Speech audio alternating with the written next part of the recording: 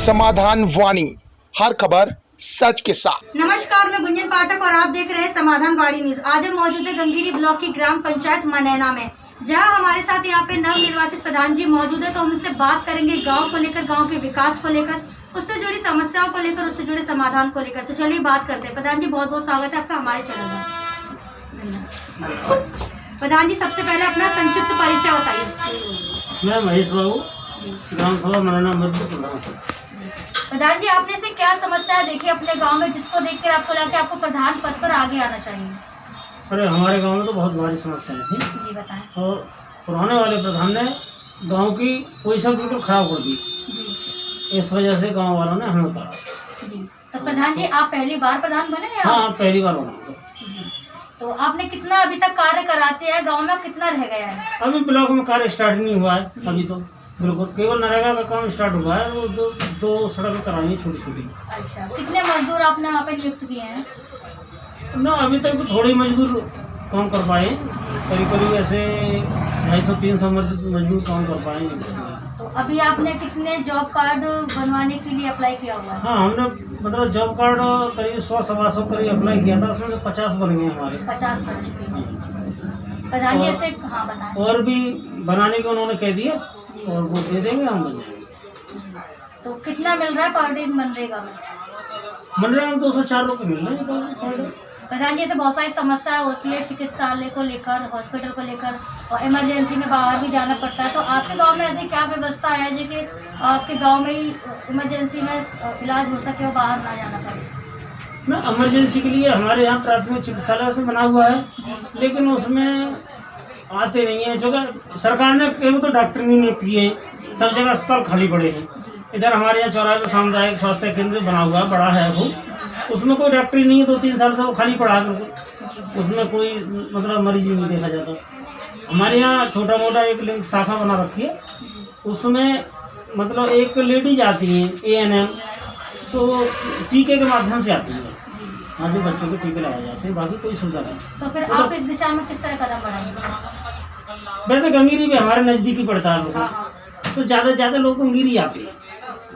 अब अगर कदम भी बढ़ाएं तो सरकार ही आगे को अपना हाथ से कोड़ लेती है, तो ज़्यादा गंभीर की सुविधा मिल जाती है हम लोगों को। तो गांव में तो अगर मान लो कोई पहुंच भी जाए, डॉक्टर हमारे छोटा चिकित्सालय पहुंच भी जाए, तो अगर दवा उसने लिख दी तो दवा भी पर्याप्त नहीं है, तो इसलिए वो गंभीर ही हमारे लिए उचित है। प्रधान जी, पढ़ाई को लेकर, शिक्षा को लेकर काफ़ी समस्या आती है। जो हमारा युवा वर्ग है, उससे बाहर जाना पड़ता है पढ़ाई के लिए, गांव में सभी सुविधाएं नहीं मिल पाती हैं। तो अभी गांव में कितने स्कूल हैं? हाँ, हमारे यहाँ वैसे मतलब 8 तक ऐसे स्कूल है, जूनियर हाई स्कूल है, और एक प्राइमरी स्कूल भी है। मनैना प्राइमरी स्कूल है, पढ़ारी में हमारे लगे उसमें प्राइमरी स्कूल है। बाकी लोग तो गंगीरी आते हैं बच्चे पढ़ने, जो स्नातक के लिए जो कासगंज जाते हैं, कुछ अलीगढ़ जाते हैं, कुछ छर्रा जाते हैं, कुछ प्राइवेट स्कूल छर्रा में ले हुए उसमें चले जाते हैं। अभी आपने ऐसा, और हमारे यहाँ एक चौराहे पर खुला हुआ है प्राइवेट स्कूल, हाँ, उसमें आ जाते हैं।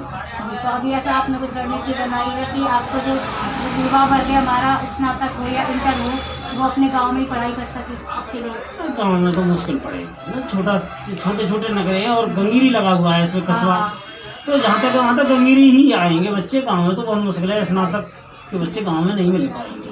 तो अगर कोई खोल भी ले प्राइवेट, तो उसमें बच्चे नहीं पहुँचेंगे, क्या फायदा होगा? तो अभी शौचालय कितने बन चुके हैं? मेरे पीरियड में तो एक भी शौचालय नहीं बना है अभी।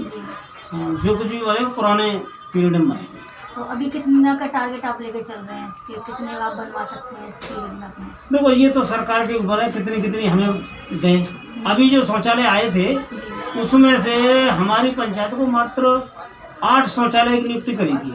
हमने कोशिश करी, उनसे बढ़वाने की कोशिश करी, तो उन्हें 10 कर दिए, तो इससे ज़्यादा नहीं किए अभी। तो 10 शौचालय अगर हम बनवाएं तो 10 लोगों को हो जाएगी। जनसंख्या है बहुत, उसमें मुश्किल है। आप जो सरकार देगी छूट तब बन जाएंगे। पिछली बार तो सरकार ने छूट दी थी, खूब बनवाओ, तो उस समय तो उन लोगों ने, जैसे प्रधान था पिछला, तो उसने अपने समर्थकों के बनवा लिए, वैसों को छोड़ दिए। प्रधान जी, कोरोना काल में काफ़ी लोग बेरोजगार हुए थे, तो आपने अपने स्तर पर किस तरह से लोगों की मदद कर रहे हैं कि उनको बेरोजगार मिल सके? देखो उस समय तो हम प्रधानमंत्री थे, कोरोना में हमारा प्रधान पद चुना गया है। उसके बाद में हमने प्रयास किया था तो हमें 2 सड़क मिल गई, उस पर हमने वही लोग लगाए थे जो बाहर से आए ज़्यादा से ज़्यादा। तो अभी उससे आगे अभी कुछ नहीं करना। अच्छा, उसमें एक और था, सरकार ने एक योजना निकाली कि 1000 रुपये उनके लिए देने को, तो उसमें फार्म तो हमने दिए 100 सवा 100 150 करीब फार्म दिए। उसमें से मात्र उन्होंने 27-28 आदमी नियुक्त किए उसमें। तो 27-28 आदमी तो क्या है, जो सरकार की ढील है उसमें हमारा तो कोई नहीं। हमें तो कहा सरकार ने, हमने दे दिए ले जाके। तो सरकार की ढील है कि उसमें बहुत कम लोगों के उन्होंने हमें दिए। जैसे कोरोना काल में बीमारी इतनी फैली हुई है और अभी भी चल रही है, तो आपने अपने गांव में क्या सुरक्षा कराई? क्या हमारे यहाँ मतलब टीम आई थी हर दिन चेक करने के लिए, 2-3 बार टीम आई, हमने बुलाई, तो उसमें हमारे यहाँ तो कोई ऐसा लक्षण नहीं पाया गया किसी के अंदर जिससे कि टीके की व्यवस्था कराई जाती। अच्छा, कुछ लोग जो इच्छुक थे टीके के, उन्होंने गंगीरी लगवा ली, छर्रा लगवा ली और अच्छा, प्रॉपर आपके गांव में नहीं लगा टीका? हमारे गाँव में नहीं लगा अभी कुछ। अच्छा, तो सैनिटाइजर तो कराया होगा? हाँ, सैनिटाइजर तो हमने ही करा दिया था। कितनी बार करा दिया? एक ही बार। एक ही बार करा। आपने लगवाया टीका? ना, मैंने तो लगवा दिया टीका। कौन सा? मैं तो बाहर लगवाया पहला टीका। पहला कौन सा वाला लगवाया? मतलब 2 तरह के होते हैं ना, कौन सा लगा दिया? देखो जी, अब ये तो मैंने ना पूछताछ करी, तो मैं सही बताऊँ। हाँ, ये मैंने पूछताछ की। अच्छा, टीका लगवा दिया। प्रधान जी, से राशन को लेकर काफी गांव में समस्या देखी जा रही है, कम मिलता है या मिलता भी नहीं है या देर से मिल रहा है? नहीं, ये तो समस्या है हमारे गांव में। जी जी आए दिन लड़ाई होती रहती जी। है। हमें तो वो डीलर पूछता भी नहीं है, वो थोड़ा हैवी दवाऊंगा, पूछता भी नहीं है हमें। और आए दिन लोग आते रहते हैं और वो राशन तो कम ही देता है। 1 kg काटते हैं, एक राशन पे मतलब 1 किलो काटता है, जी। और उसमें भी 1 किलो काटने के बावजूद किसी का 15 किलो बना तो 14 किलो देता है। 14 किलो का तोलो तो 13.5 किलो 13 किलो बैठता है। तो ये समस्या है। ग्रामीणों ने आपको शिकायत की है इसके लिए? हाँ, खूब हमसे शिकायत की है और हम भी आगे शिकायत अपनी कर रहे हैं। तो आज के इसके लिए फिर आपको डीलर से बात करनी चाहिए, उसके सामने अपने सामने डीलर से बात कर ली हमने। वो ये कहता है कि मुझे भाड़ा देना पड़ता है, तो भाड़े की मैंने ये कही कि 5 साल तक जब तक मैं प्रधान हूँ, मैं अपने पैसे से, मेरे पास वाहन है, ट्रैक्टर भी है, मेरे पास गाड़ी है, मैंने कि मैं अपने स्तर से आपके यहाँ डलवा दूंगा, आप पूरा दें। लेकिन फिर भी राजी नहीं हो पूरा देने को। जैसे सरकार तो पूरा ही दे रही है, जब सरकार तो पूरा दे रही है लेकिन वो राजी नहीं है। तो फिर आपने किसी से शिकायत की इसमें? हाँ, हमने विधायक जी से शिकायत की। विधायक जी ने कही कि लिखवा के गांव के लोगों को 50-40 को दस्तखत करवा के और दो, तो हम आगे कार्रवाई करेंगे। तो वो देंगे हम, अभी तो अभी दिया नहीं अभी आपने। जी। तो प्रधान जी, इससे जनता ने आपको जिताया, इतना सपोर्ट किया, इतना प्यार दिया है, तो आप अपनी जनता से हमारे चैनल के माध्यम से कुछ कहना चाहेंगे? ना, मैं तो जहाँ तक प्रयास करूंगा वो खुश रहें सब लोग। राशन को पूरा दिलवाने की कोशिश भी करूंगा और आने वाले भविष्य में मैं नरेगा का काम करवाऊंगा तो उन्हीं लोगों को ज़्यादा दूंगा जो इसके विशेषकर पात्र हैं। जी जी जी। और क्वार्टर वार्टर भी आएंगे तो जो मेरा पात्र है उसके लिए मैं कोशिश करूंगा पूरी। विधायक जी से भी मिलूंगा और अन्य से मिलूंगा, CDO से मिलूंगा, सबसे मिलूंगा और अपने प्रयास को पूरी करूंगा। ये सरकार योजनाएं निकालती है इतनी सारी गरीबों के लिए, विधवाओं के लिए, तो अभी तक आपने कितनी पेंशन बनवा चुके हैं, वृद्धा पेंशन? देखो, अभी तो मैंने बनवाया तो 10-4 बनवा पाई मैंने, अभी ज़्यादा नहीं बनवाई। और अब आगे देखो भविष्य में प्रयास करूंगा और ज़्यादा से ज़्यादा बन जाए।